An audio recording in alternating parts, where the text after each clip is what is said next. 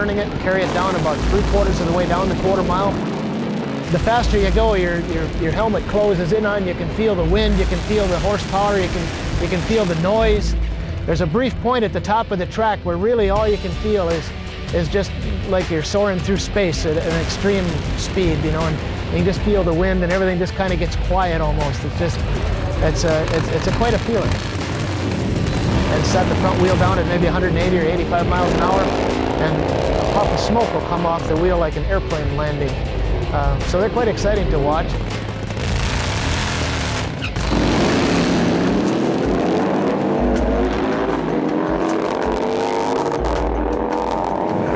Obviously, we've got some precipitation coming through the area here, so we are on hold with weather.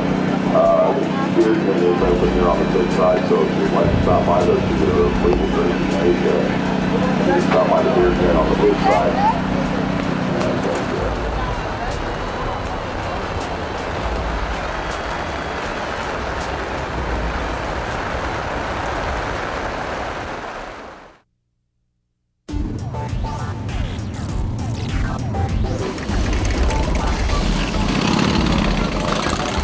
By midday, rally activities are still building. In downtown Sturgis, the people watching and shopping is well underway. By the time we get going at noontime, everybody's probably stoked up with a little snack and some beverage. What are we going to do for the afternoon? Some people are meticulous and well planned out. For others, let's just hang out and see what's going on. Park your bike on Main Street if you want to sit back on your bike, or you want to go into a shop or a bar and just kind of cool it and meet new friends. Awful lot of people meet brand new friends that they probably wouldn't have a chance to meet any other place.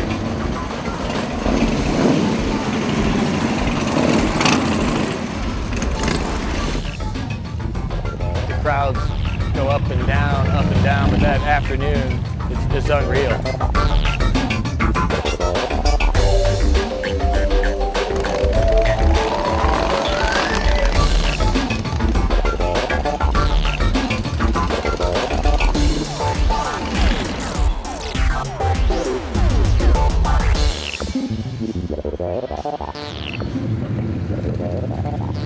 Out on the road, riders have spread out all over points of the Black Hills and beyond.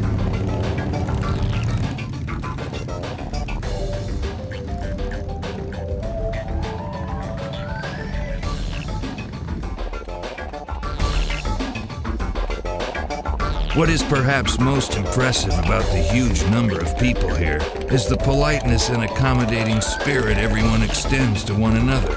It is amazing how a spontaneous event of common interest can create such decency between people.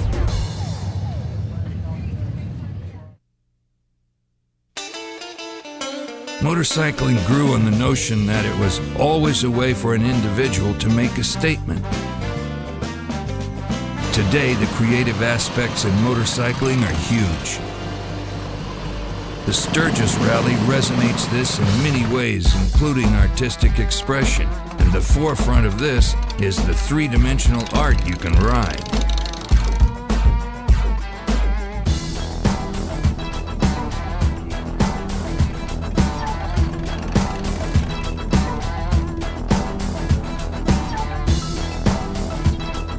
These bikes are created from a builder's personal expression or a customer's build sheet. The designs reflect the ever-changing influences and trends that seem to emanate from heroes, history, racing, and new materials and technology.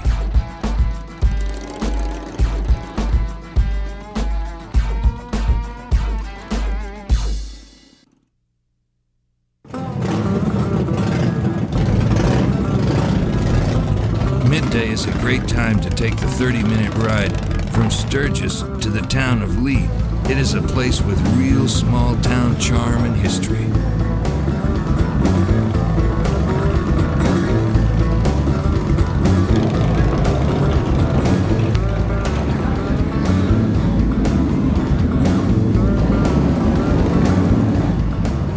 This town of Lee, it's only a few miles out of Deadwood, and it's a totally different character here.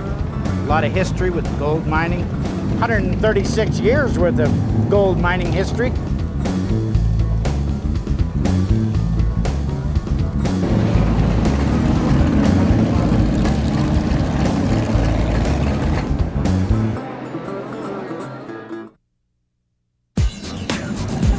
Today, the locals have taken to the streets to attract attention to Leeds' inaugural women's bike show and charitable fashion show taking place in the old Opera House, which is undergoing a restoration. If you have a Harley Davidson, raise your hand. She is wearing a blue mountain leather. Look at this. And 35, 40. And 35, 40, 35, yeah, 40, 45. 80, 55, 60, 55, 60, 55, and 60. Yes, 60 now, 65. And 60 and 65, and 60. Where's the other? Yes. And 75, and 80, 75, and 80, 75, and 80. Let's give Gracie a big hand. I sold it, number 3.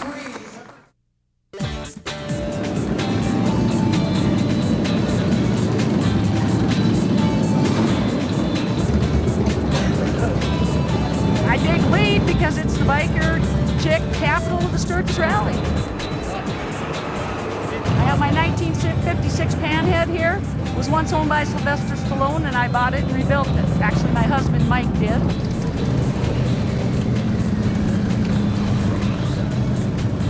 I won the first women's Ride and Shine bike show. I won the People's Choice and first place, and it's a pleasure. I have a 2006 Boss Haas trike. I like them big. Everything in Texas is bigger. And that's it. There were so many good-looking bikes. I think everybody should have gotten an award. Over the years, motorcycle clubs have helped build motorcycling's social community.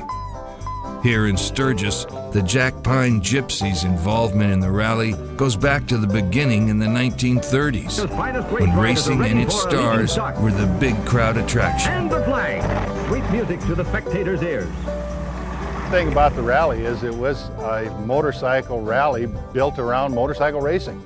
And now the party has so outgrown the racing. You know, it's not the short track heroes or the drag heroes anymore that, you know, you hope to see at the rally. It's the Hollywood heroes and people like that.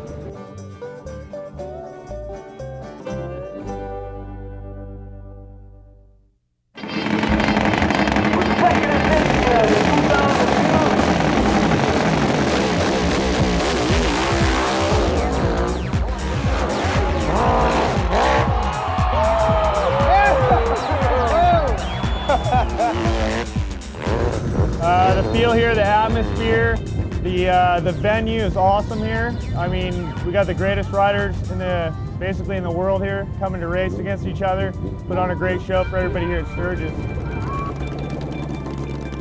This is the big show. This is the show that gets all the attention. This is the show that generates all the sponsors. This event will display the most amount of horsepower that you'll ever see at a hill climb. We got a big monstrous jump out of the hole, we got a couple small jumps in the middle, and it's pretty technical at the top. So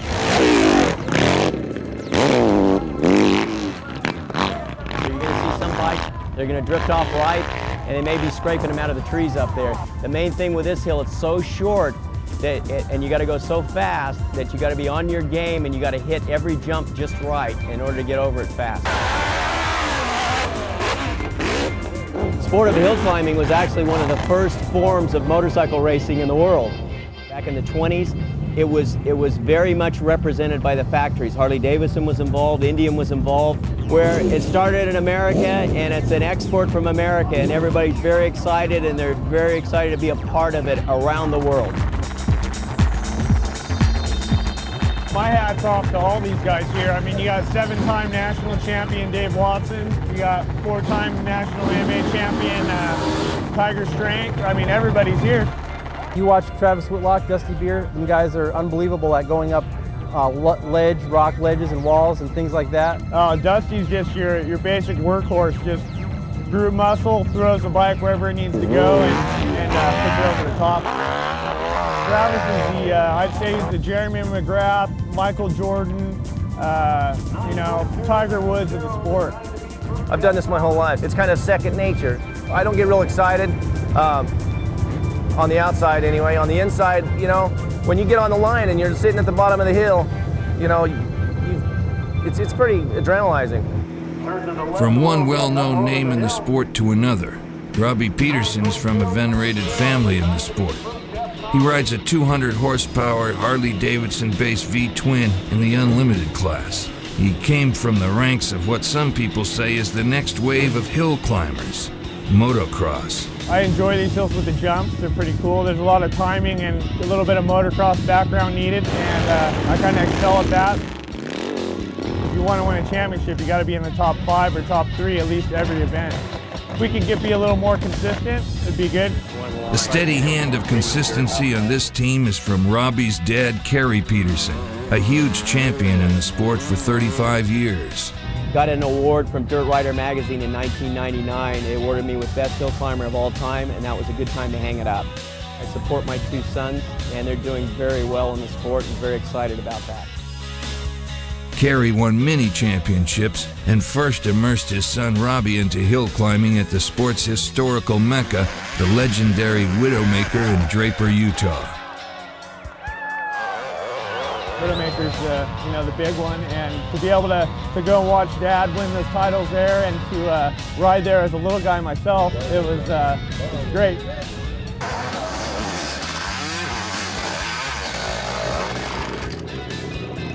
A lot of diversity in the equipment here. It's just something that you don't see every day. If you're coming walking by one, you can't just walk past it, you gotta check it out. These machines are hand built. People put together some really unique concepts that really put out some big horsepower. There's Harley Davidsons, there's Triumphs, there's VSAs. A lot of Kawasaki's, a lot of Yamahas, a lot of Hondas. Today now, with bikes get faster all the time, 100% nitromethane, fuel injected, unlimited size engines and top fuel dragster style stuff, and it's all here. Unlimited bikes means unlimited. The only requirement is a front brake and a kill switch. The open exhibition unlimited class is fascinating. I think what makes it so fascinating is the amount of horsepower that comes out of these bikes. Where everything that's competitive is over 200 horsepower. We're burning fuel now. The bikes are longer. We're running steel on the back. Fortunately, we're the popular guys this weekend or this week because we have the Harley. I'll be riding 147-inch, 2500cc Harley-Davidson-based V-twin, Hillborn fuel injection to about 218 horsepower. The bike weighs 420 pounds, so it's pretty heavy. The way it's centered and the way they built the bike, it handles really well. For me, it's better to run the bike shorter because it has a motocross-style geometry and the bike handles better. Generally with the Harleys, we run a higher load of nitromethane in them. The engines are bigger, 1500 and 2500 cc's. The fuel affects the bikes differently too. Generally, the Harleys are generally pretty reliable on fuel. We have a jack shaft that has an in and out. You're either in gear or you're out of gear, and that's it. And you control it with the clutch. As the riders get ready for the first round of runs, they listen to Dusty Beer, a 4-time world champion who is the event organizer here in Sturgis. Hey, we appreciate you coming. I believe there's 46 riders. Each rider will get 2 runs at the hill today. The hill's about 500 to 600 feet. Times are going to be probably in the 8-second range. I think to win the thing, you're going to have to be probably in the high 6s. It's going to be easy to get over, but hard to go fast. In your mind, you're looking at the hill, and you got to go up that thing very fast. And the guy sitting next to you is probably going to go faster. AMA champion Tiger Strank and Dave Watson are part of the East Coast contingent of riders who have come out to Sturgis to immerse themselves in the more technical type hill climb terrain found in the West. You got to get out there and do it a few times before you feel comfortable with it. Naturally, when you're riding a bike that's got 200 horsepower, that's maybe 8.5 feet long, it's going to throw a little bit of curveball in that mix. The technical aspects of this course are evident, as on this run, the rider just doesn't make it.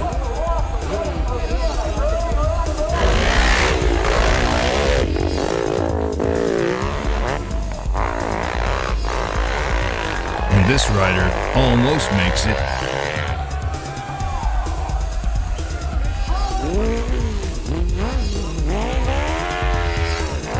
And then this guy barely makes it over the top.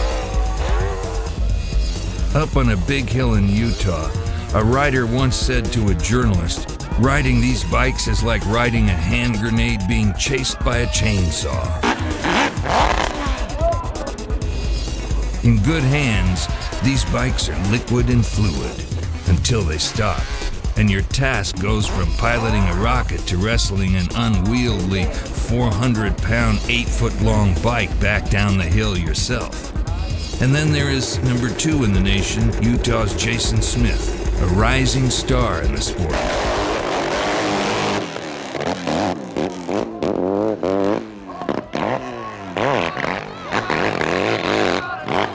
Jason shows this sport can really entertain, and that its pro riders are on par with any elite form of racing in the world. Travis Whitlock from Springfield, Utah, is ranked number 3. He's at home riding the corners and jumping ledges of Western-style hills. I steer the bike by standing up, using the clutch, lifting the front end, and using my weight. And you do a lot of body English on the bike with your upper body. You're really moving it around a lot.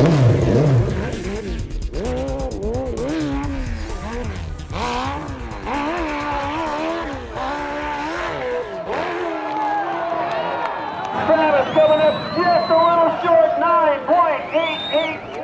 One of the Peterson race team. How do you all in the California, Robin Peterson? All right, when the run starts, I'm on the bike.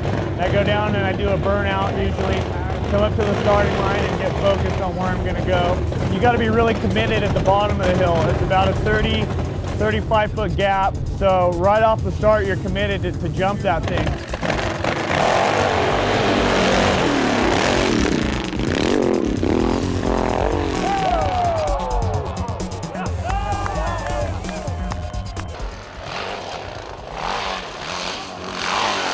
So, whatever happened to the event organizer Dusty Beer? Remember how he was earlier described? Dusty's just your basic workhorse, just brute muscle, throws the bike wherever it needs to go and puts it over the top. And this is what it looks like. There you have it. Clean, fast, and confident. A maestro of the sport, Dusty Beer hits the lights with the first sub-9-second ET of the competition. 8.11 seconds. Dusty Beer in the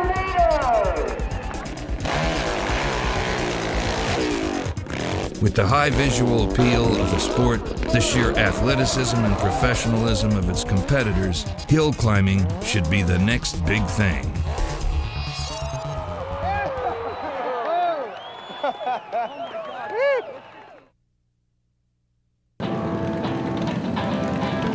By 3 o'clock at the rally, the day is settled in. You're either at some great destination on the ride or on foot, lounging, vendor surfing, or people watching. Main Street in Sturgis is about 5 blocks long and is the daily parade grounds. It used to be there were more eccentric people to watch on the street, but today the rally is so mainstream the looky-loos far outnumber the extremists they come to see.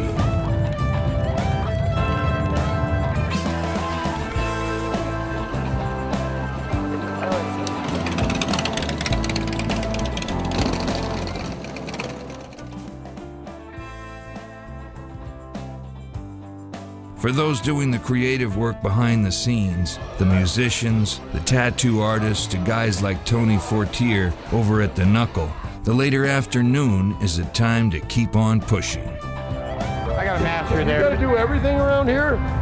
Well, everybody's doing stuff. I do all this stuff because I don't have anybody to. Yeah. I'm the guy that, you know. You're the guy. There is a lot of excitement around the business we have here. You have this rally feeling that kind of pervades your employees. If I don't have things done by Wednesday, my guys are, they're done. They've worked hard, they're feeling the pressures of the rally and the party, and we're right downtown. Okay, let me go over here.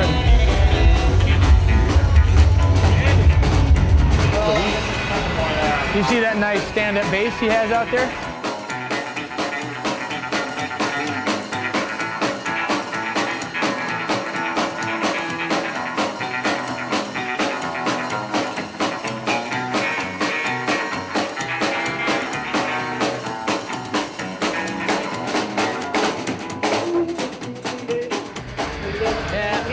Kind of pinkish. Yeah, it needs colors. I don't know. The yellow needs to come up, doesn't it? Yeah, it needs to be printed a few times. We wholesale our products to different vendors and businesses around, and we've got a gift store over here that we retail the same products. $52 for that. Woo! Yeah, we got another tent over here. Sturgis is the world famous. How you doing there? How you doing, Tony? Good to see you, man. Good to see you, man. Did you do that? Yeah, the place looks good. Oh, ain't it nice? Oh, it looks so good. We drove up, we got so excited. Yeah, isn't it something? How you doing? Really good. Good to see you. So you need anything, let me know. Unless you want to bug me, then. All right, we'll see you guys. Good luck.